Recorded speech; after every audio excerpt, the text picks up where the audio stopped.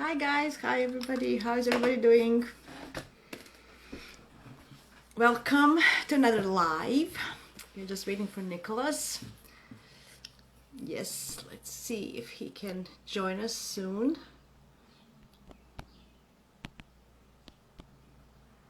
There it is, there he is. Awesome. Hi. Hey, how are you? Good, how are you doing? Good. How do I sound? You sound good. Very Okay, good. good. Perfect. Good. Thank you. Good. Good. Yeah. Awesome. Also, well, everybody, this is Nicholas. For everybody who doesn't know him, you can follow him on Sparkles of Gold. Just here, you can follow him.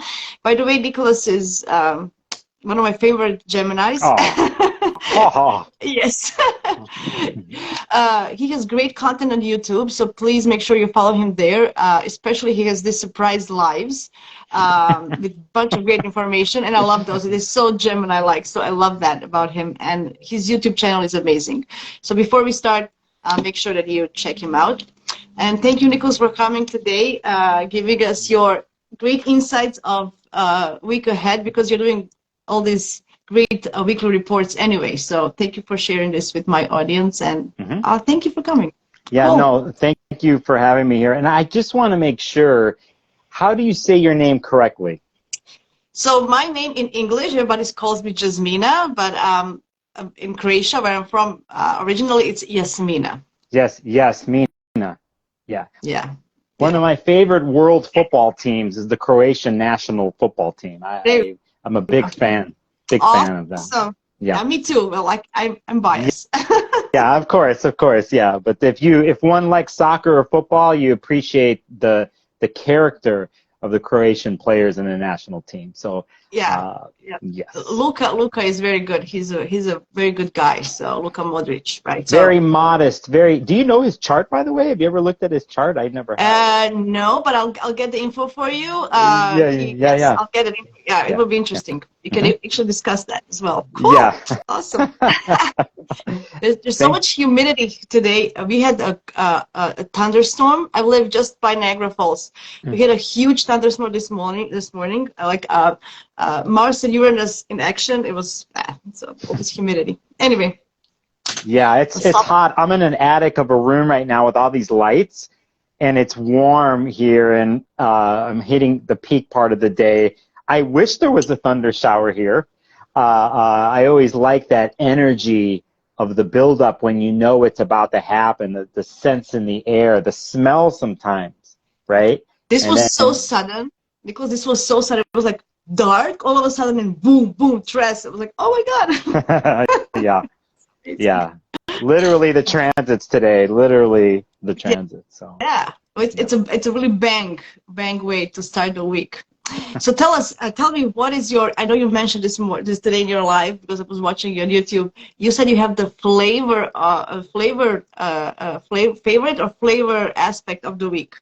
So tell us about that. Oh yes, yeah. Thank you for stopping by the live stream. I was going to do it in 24 hours. I just decided to do it then. But I said my favorite aspect of the week was the Mercury-Sun conjunction that happens late Friday night Pacific time, early Eastern time, July 1st, last day of June.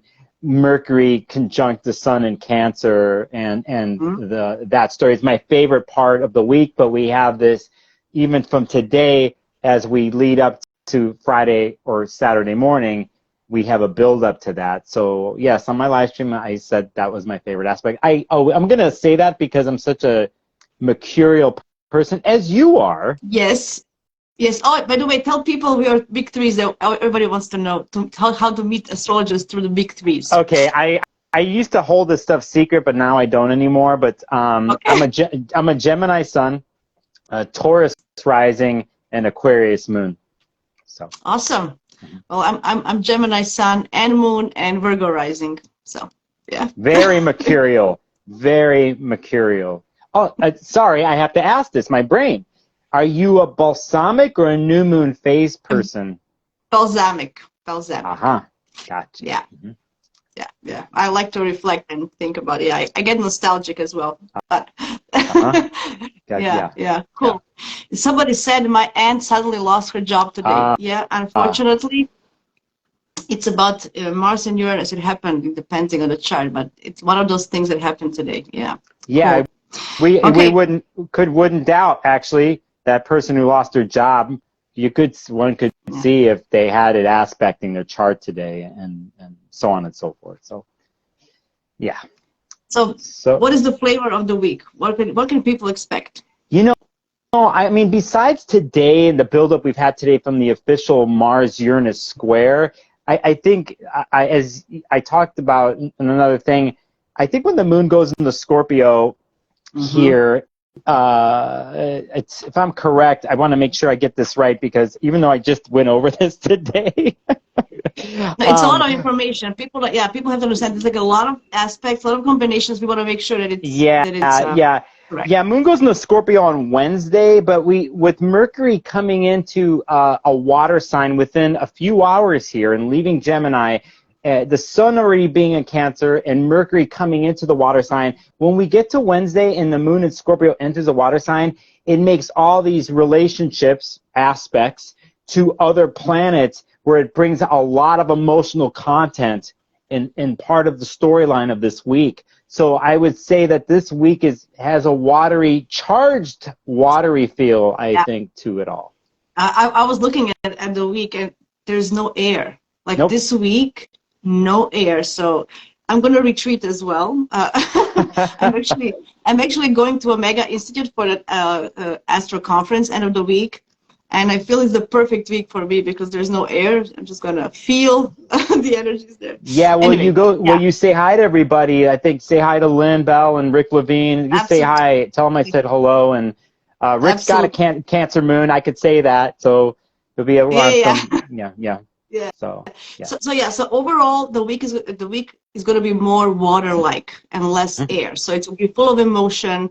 So people get to prepare. It can be anyway. Tell us the details, but it's going to be a lot of Yeah, water this week. I think here because of the last several weeks of a lot of air with the Gemini birthdays, but also with Mercury being in Gemini for the last several weeks and it ending here in several hours, that Mercury in air was connecting with Mars and Venus and Leo fire. So there's a lot of brain activity, a lot of expression, and things kind of switch up a little bit here with Mercury going into the water sign of Cancer and then the Scorpio moon on Wednesday connecting with Saturn and Pisces to and creating with Neptune and Pisces. There's actually going to be a 24-hour moment where a lot of water energy is around, and I actually think it's a good thing considering the amount of tension and a lot of head space that we've been in. We get to come out of this part of our head, our body, and get in, I think, to a more grounded emotional core, and our expression comes from that place.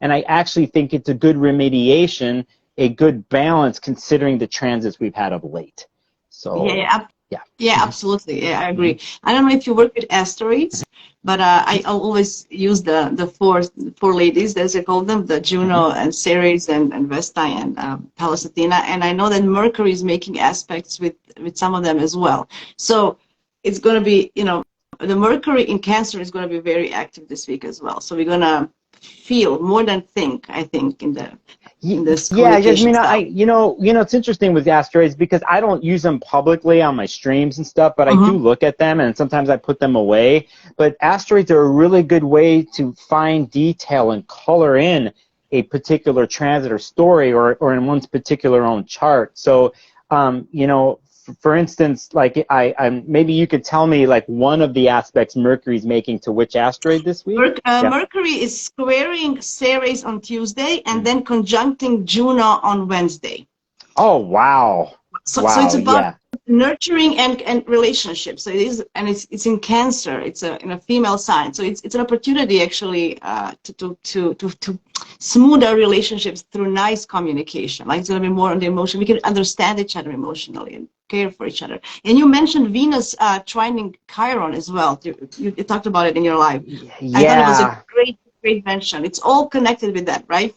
Yeah, I think here because of Venus and Leo trining the Chiron and Aries, was talking about a way, in a sense, creative ways to deal with the separated wound itself, Chiron and Aries. So if you are connected to that within your own chart, for those watching out there, that Venus and Leo and the need to express one's own individuality is one way to actually deal with an ongoing separated wound that you can bring in and to embrace and to make as one in your world.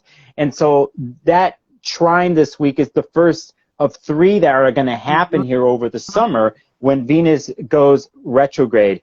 To take a step back to something you said about relationships and water, one key word I would say, now that you talked about the relationship with Juno, is receptivity.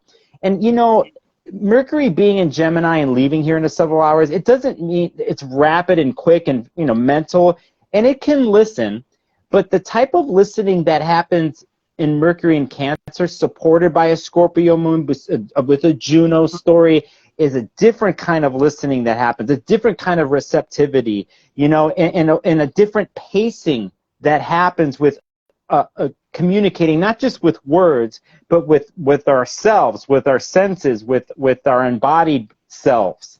Even on an emotional, like psychic level, there's a certain type of silent communication that happens. And I think here in the middle of this week, we have a huge sweet spot, actually. And mind you, it doesn't mean that there isn't any tension involved or challenges. But I think if we were looking for somewhere that's not just here, okay, that's somewhere else, we can work with it this week. And I think there's a fabulous moments, or pretty much a lot of the day, on Wednesday. So I like that. More tangible. And I like to use all the senses, not just the words, like a non-verbal communication. It's also communication, right? I like that. I'm still learning to listen more, because I have also Mercury and Gemini. So I think it's important to remember when we say communication, wherever Mercury is, but a lot of times I have a tendency in this time of the world of communication, what we're doing here on IG Live, the technology, we're texting, we're sending emails, we're doing a video call, but a lot of times we forget the word listening, right? Or being quiet. That is part of communicating. That is part of the cycle. You cannot have one without the other in order for it to do its positive way of being communicating is back and forth. So I think sometimes we have a tendency to forget that, you know. I feel that Saturn, especially in Pisces, will help us with that focus to listen this week. I think it's doing, first it's going to trine Sun, and then it's going to trine Mercury, right? So I think it will give us the actually ability to give us the focus to listen. Yes, and that happens, and the moon in Scorpio comes in to complete that kind of grand water trine on Wednesday there, where now you have the focus. And, you know, Saturn has a tendency to be, you know, cold and hard times and direct with its hard boundaries. But here with the trine with Mercury and the Sun in Cancer and with the Scorpio moon, the focus, it doesn't have that directness, I don't think, that hardness. I think it comes back to that receptivity, the softness of water, but still focused. You know, not spilling out, but concentrated and focused, but still feels safe and secure and not overwhelming. So that's a good point. I like that. I do like Saturn in Pisces. I don't know, people are kind of, I think I like it. It gives us, you know, Pisces is all over the place, and when Saturn in Pisces comes in, it gives us a little bit of boundaries of those things. I think it's a good thing. I don't know. Well, no, I think too. I mean, let me say something to that too, because remember, we're in Jupiter and Taurus now. We had a quick 5 months before of Jupiter and Aries, but we did have the story of Jupiter being in one of its homes of Pisces. So a lot of what happened in the Jupiter and Pisces story, and for those in particular affected by this, in a sense, what was envisioned, what was seen, what one is aspiring towards, Jupiter, the quest, in a sense, now that Saturn's there, actually gets to sort of crystallize it and maybe put that vision and dream together the next 2.5 years. So a lot of times Saturn gets a bad reputation, right? But if we think about it in terms of a story, it wants to get that Jupiter and Pisces vision to become reality.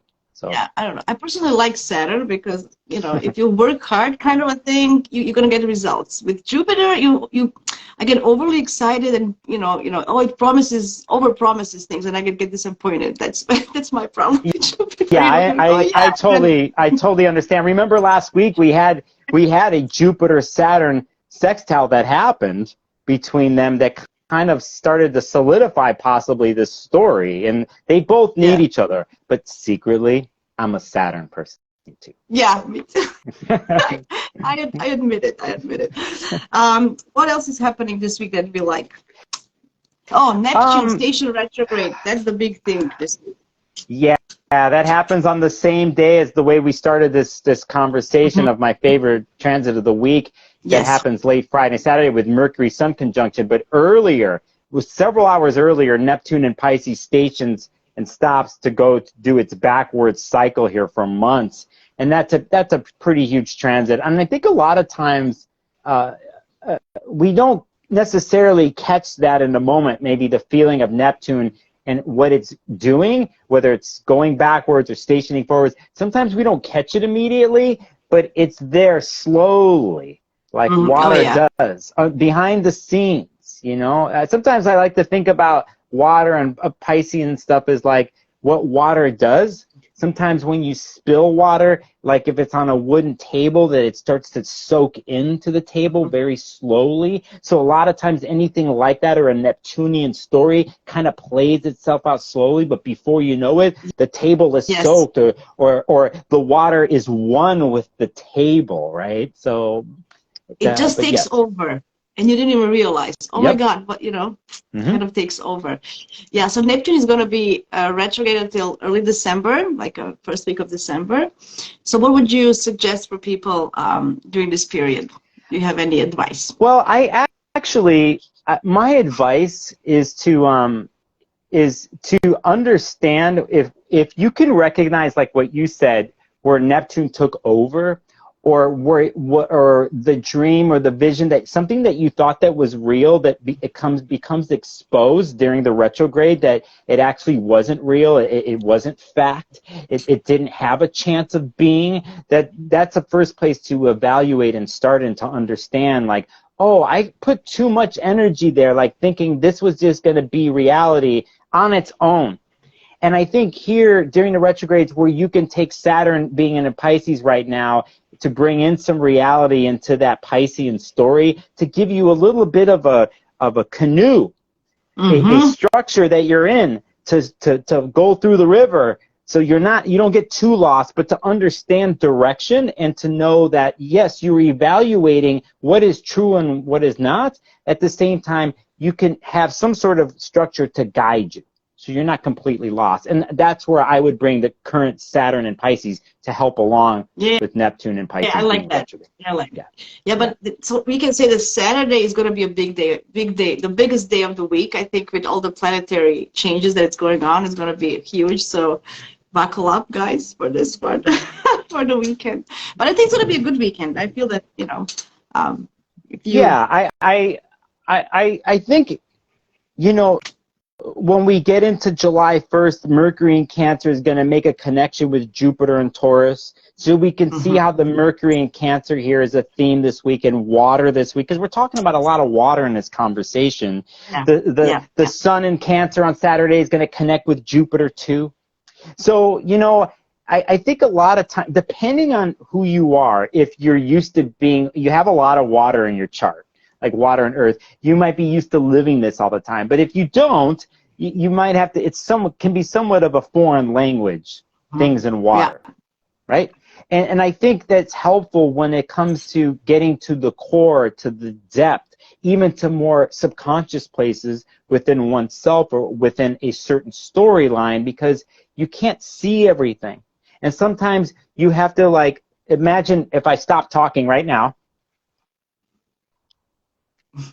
and I was feeling my way through things, right? There's some of us do that better than others. And so this week, I think, is a feeling your way through everything. And I think for the most part, one is largely supported by the transits this week. I'm not saying it's perfect, not saying it's not easy, but I think you're supported. Yeah. Yeah, I feel that this week is about slowing down and kind of going inwards and in tuning with your intuition and your feelings, your emotions, and trying to connect on that level. Because as you said, we had so many chatter the last couple of weeks with all this air and fire, blah blah blah, and all this action. Now this week is time because Venus is going to do a lot of stuff during the summer, as you have specials. Go check Nicholas's specials on Venus. Thank you.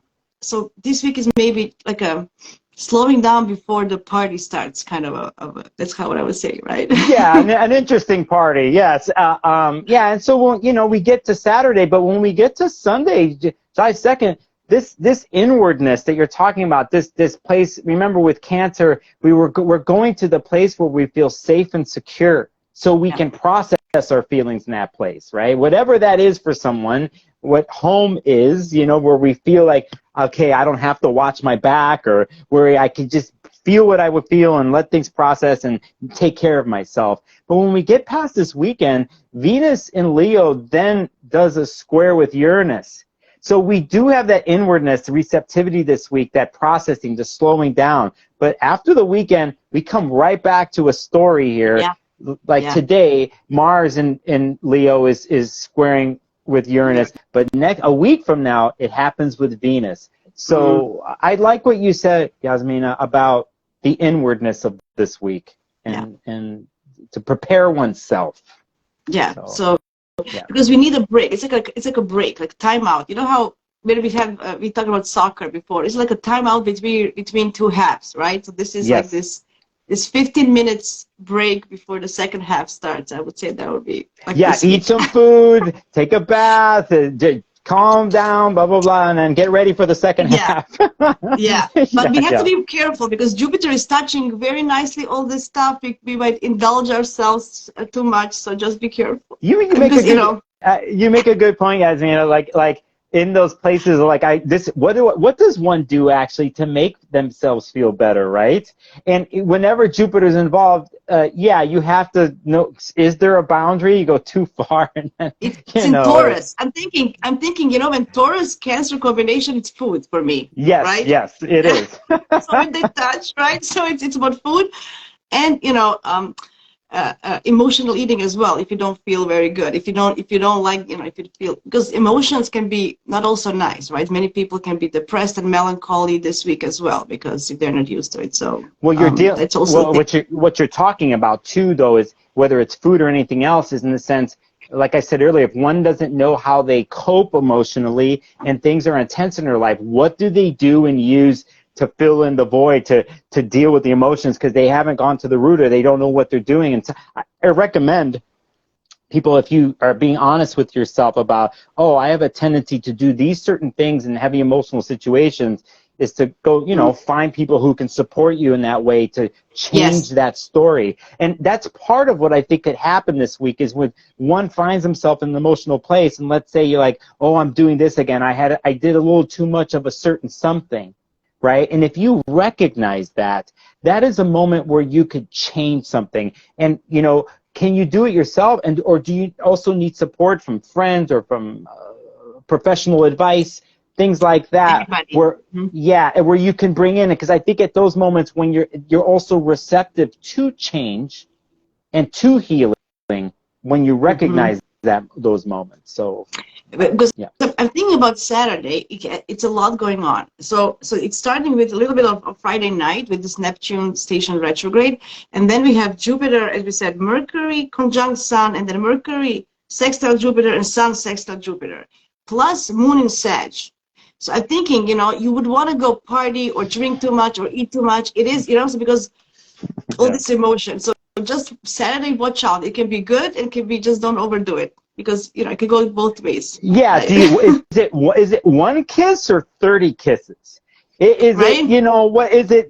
I think we want to remember that we want to give ourselves the situation of feeling good. To that pleasure does heal too. But again, it's like, how far do you go, right? How far do you go? And the problem. I'm thinking, when the next morning when you wake up and think, oh wow, oh my God, should I?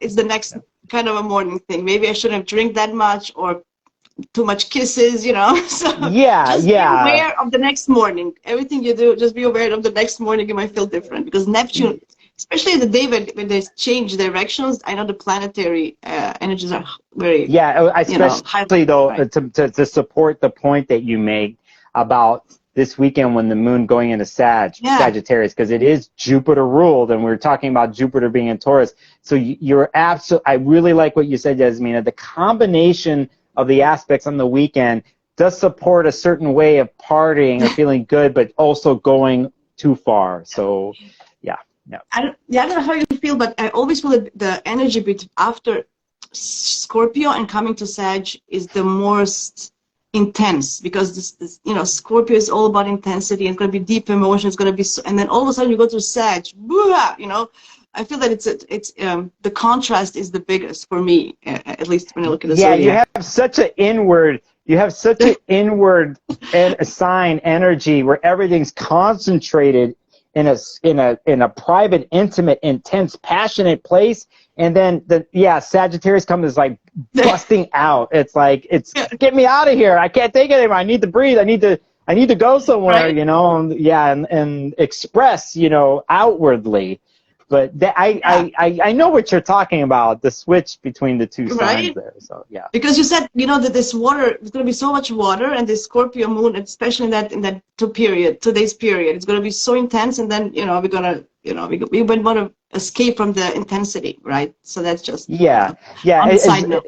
yeah, no, and I think this is the beautiful thing about astrology, and when you're in the middle of a story or seeing how the transits are affecting you, like right now we're talking to the people watching right now. By the way, I see everybody watching Yeah, here. hi everybody, yeah. Well, I see everybody, and when just say for instance, for people watching right now is an experiment, right? Mm-hmm. So when we get to Scorpio moon on Wednesday and Thursday, and then we get to the Sagittarius moon, that period of time, which Sag goes into, when does the Sag moon start? It starts on the 30th. Yes, Friday the morning. at around Yeah. around 11 a.m. Eastern. Okay, so Yes, yes. the night before and then going into that day, pay attention to energy and what's happening. If you catch the intensity water of Scorpio, and then what happens when the moon goes to Sag? Do you see a shift happening in your world, or are other people around you? How do they start to act? All of a sudden everyone's rambunctious and feeling good, and it just so happens that it's falling on a Friday.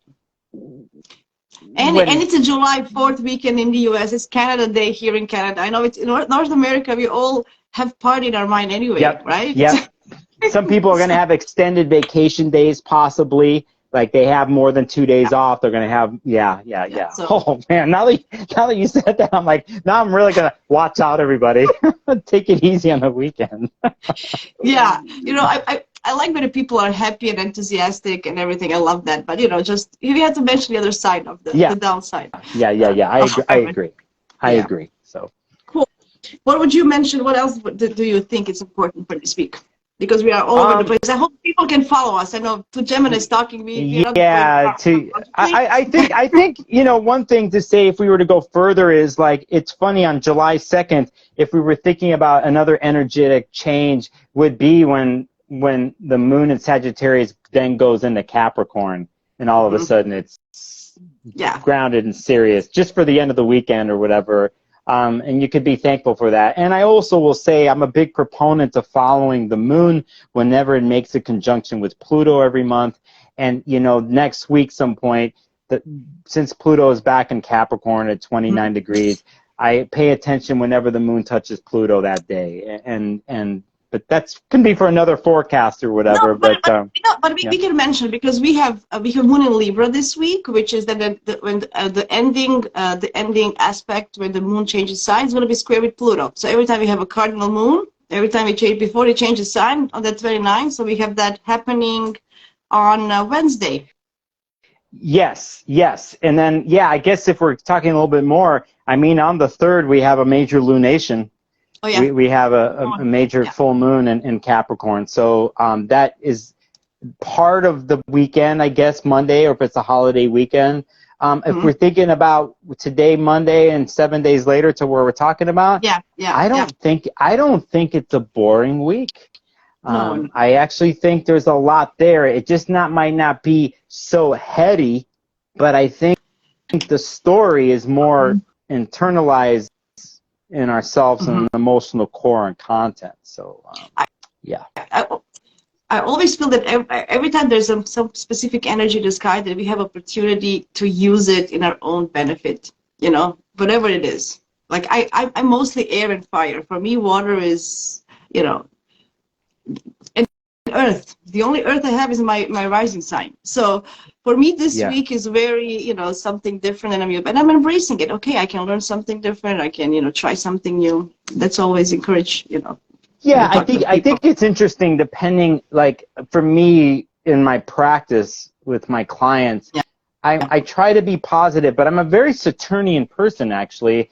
I always bring reality in, and also bring in the reality is, can you use something or a certain astrological aspect or theme and story that's happening? Can you understand it first and accept it? And then once you accept it, what can you do with the astrology?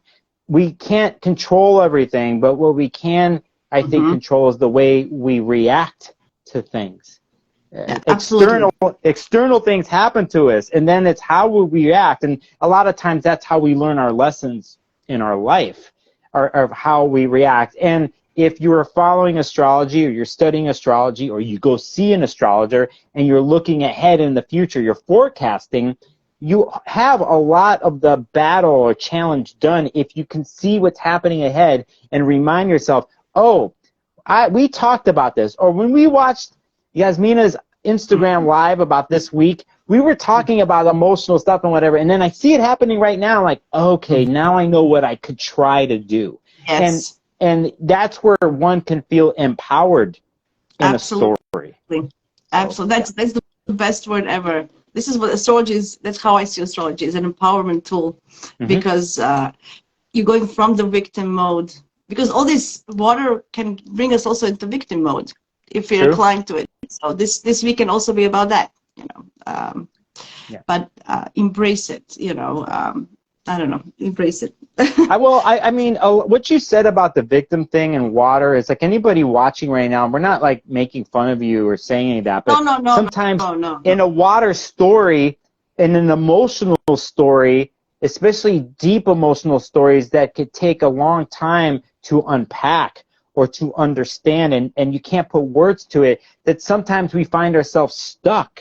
We can get stuck in a place emotionally, and that's when we realize that, and let's say it's a reoccurring story, that's where we could try to find tools to help us move through. And I think when the Cancer archetype, the sign of Cancer archetype, is flowing in balance, it knows the different stages of emotional processing and knows when it is stuck in a place and knows what to do and how to move and then get through the emotion, in the sense to let those things go so you feel refreshed and feel secure, you know. But sometimes I think this happens in every human, regardless of their chart. Absolutely. We all feel victimized as a victim sometimes through our lives. Everybody at some point of our lives, we feel that as victims, and, you know, why me, why this, you know, feel hopeless, and then, you know, it's like your choice. Oh, do I want to do something about it, or I'm going to be stuck in this? So there's always a way out. Reach out for help. You know, this is a great actually week to reach out and you know, and tell, I need help. You know, I need somebody. I agree Chiron with and you. Venus right? Chiron and Venus are having a great aspect. You know, it's an opportunity to heal, right? So, and sometimes most of the times we can't do it ourselves. It's just hard to admit it, right? You know, people who have a lot of, you know, this fixed energy, also very proud, you know, and they don't want to change. It's hard, right? So there's also Leo energy as well in the sky. We have to mention that. So it can be there's the pride involved, but then inherently, if you can feel safe enough within yourself and then stand in that place and then get to a place of expressing whatever emotions that is, or let's say it has to do with a wound or something that's tough, and can you express that to a friend or someone that you trust, that is definitely part of the empowerment, the from turning something that could be a victim story per se or a narrative, and moving through. And not only that, can you do it with somebody else? And is it working? Because then you're not just alone. You're not alone, and you You're also never are alone. Yeah, never you're alone, never. and you're also heard. You're just heard. Just to be seen and heard can be so healing. Just that in itself. Just I express something to you, and someone just listens.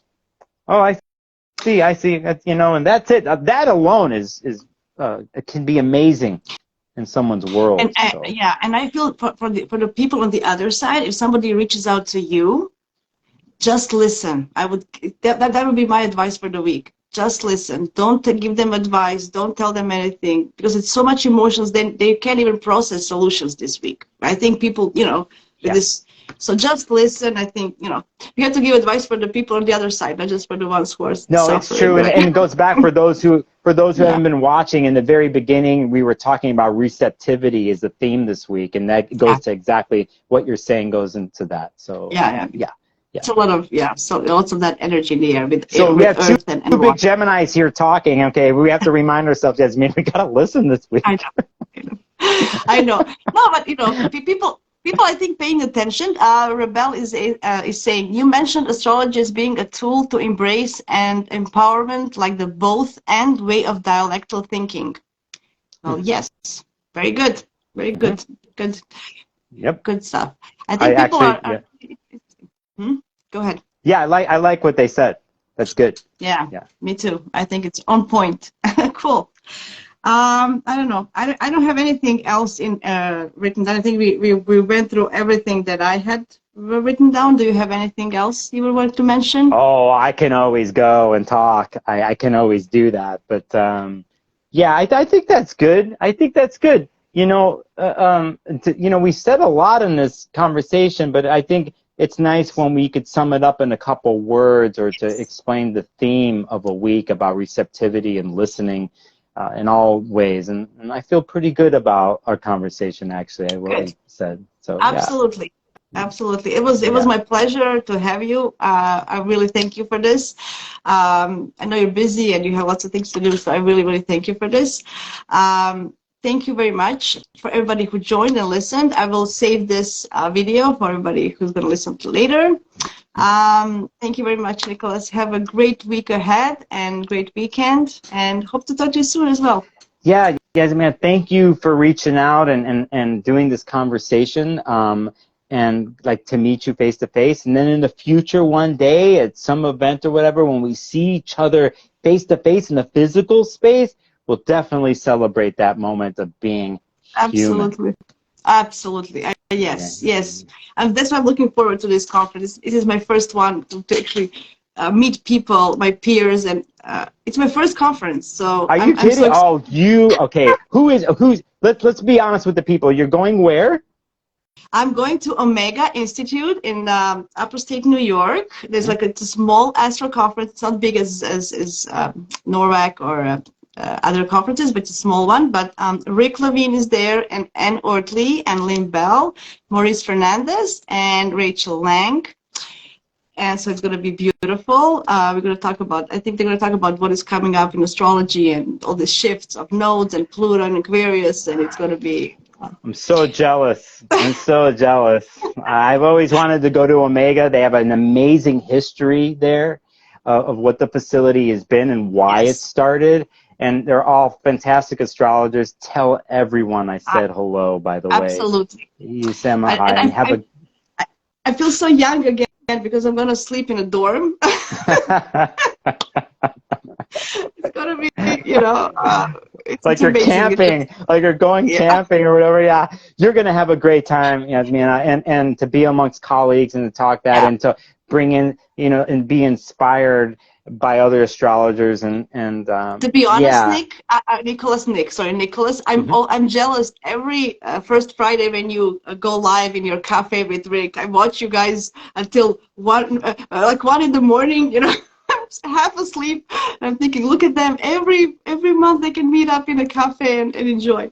But anyway, I'm glad that everybody has a chance to. I think more and more are we going to have a chance to actually meet in person and enjoy Well, this. you know, I'm gonna say something before I go here, and I'm also noticing some people in the chat that I know that come from my channel just to say hi, Oh, and cool. I'm so happy they came to Sure. Yasmina's channel. I'm seeing a bunch of people here. Yeah, and so before I leave, I will tell you a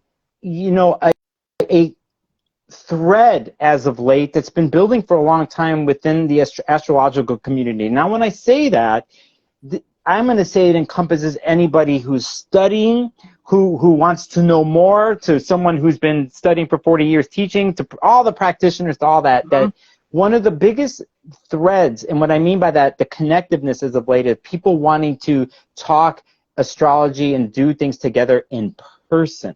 And that coming out of the pandemic, and coming out of COVID, I think people, whatever level of safety that they're feeling right now, is kind of the theme of the week, by the way. We're talking about safety and receptivity.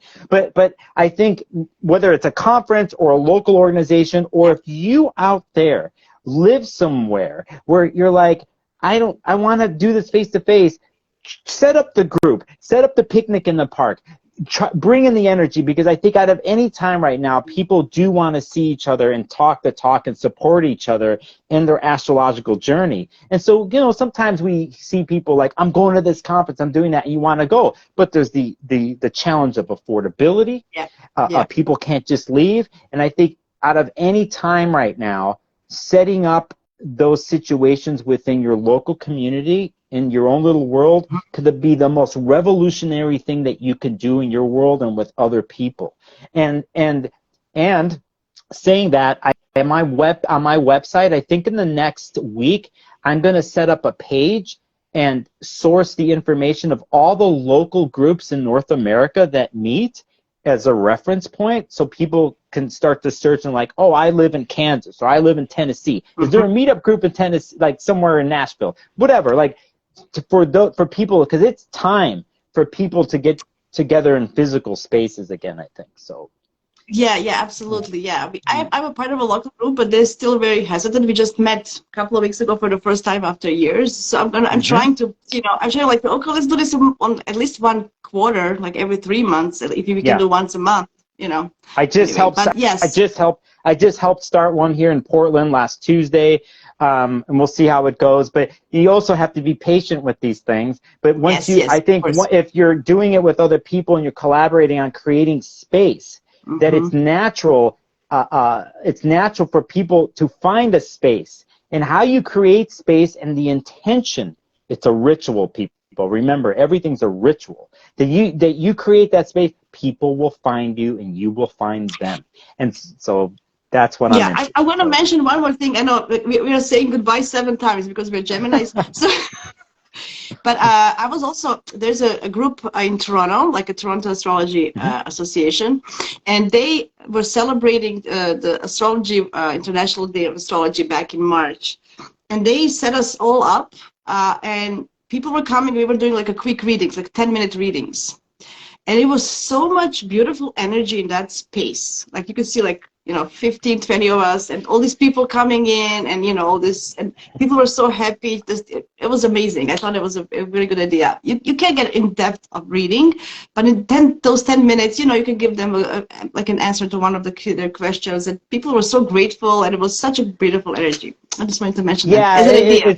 It's whether it's readings or you're doing a book club or whatever it is, creatively using your senses and embodied ways of doing astrology with music or creativity, whatever it is you do, when you're in a physical space with people, it is what it is. You can't compare it to this or Zoom and stuff. Again, for those watching, if you don't feel safe enough yet, or you're hesitant, and you're more of an internalized person, or you became that way because of COVID, go at your own pace, but also be open. And I think you might find others like yourselves where you could take the slow steps of doing that. It doesn't have to be huge, or this big person came to speak to our group. It's what you do together, the little things, sharing the food at the park, having tea together. Very simple things are the roots and foundations to something else. And I only say this because of the conversations I've had with astrologers the last 15, 16 years of my life, because I've been heavily involved in the conference world and even helping putting conferences on.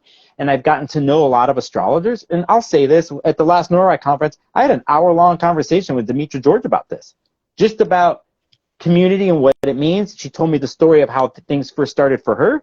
And it's just like everybody else, and you know? Check Nicholas YouTube. There is a special Demetra thing there. Oh, anyway. you're talking. I did an interview at NORWAC, an audio podcast. It's on my YouTube channel or on my podcast. I published it yesterday, and she talked about the first time, her first memory connected to astrology, and it had to do with going to see a teacher and just simple something, you know. And so anyway, yeah, we'll just stop right there. No, but I'm just saying, because there's so many good things anyway on your channel as well. So I want to always remind people to go and research, because there's a bunch of interesting stuff. I know you're very huge on books, so I would love to hear like a video or something from you about your book recommendations and why and stuff like that. I would love that. Just as a thought. Yeah, I do them on my live stream sometimes, but I do have a list here of just book reviews that I want to put on YouTube. Yeah. Oh, do I need a team to help me do my content? I know it's hard. It's hard. But it's been on my to-do list, and I will do it. Thank you for the encouragement. I also want to acknowledge people like Angela talking about a New York City meetup that she can share. And if anybody, wants to send me on Instagram and the message or find my email, if you have a local group and there's a website or something, and send me the city and state and the website, and I'll put it up on this page that I'm going to build. So I'm in Canada, but I'm gonna send you some stuff. You can put for Canada as well. So who messaged me about the Toronto group? Yeah. I don't know. I forget. She messaged me and gave me the info, but anything, send it to me and I'll do it. Yeah. Perfect. But then before I do that, I have 20 other things I have to do, but I'll do it eventually. No, I know. I know to-do lists are, but it's a lot. I know you have a lot of things to do, especially people don't realize when we do client work, you have preparation, and for readings, it's not like that, right? So you have to kind of. It's wild, actually. But if you're passionately connected, you'll do it. By the way, I wonder if you're. Are you there still? I'm kind of. Oh, yeah, I'm still here. It was something popping up on my phone. I wanted to. Yeah. So I'm going to end and say goodbye by drinking some water. Yes, me too. Let's do it. Cheers. Cheers, Yasmina. Have a good one, everybody. Talk to you soon, Nicholas. Bye. See ya.